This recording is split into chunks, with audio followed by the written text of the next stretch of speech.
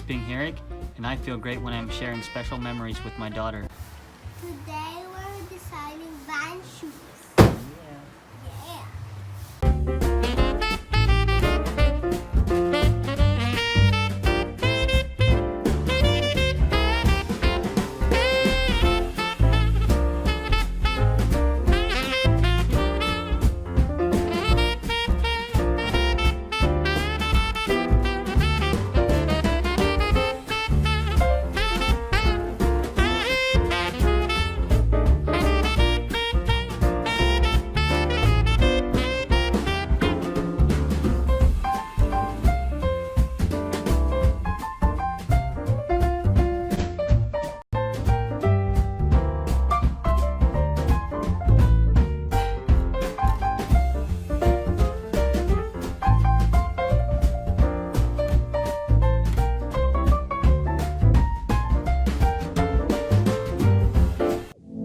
Doing creative stuff makes you feel good.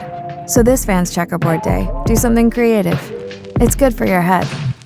Just do something creative on November 19th, and together we'll donate over $1 million to 10 organizations who support mental wellness. Vans Checkerboard Day. Creativity is good for your head.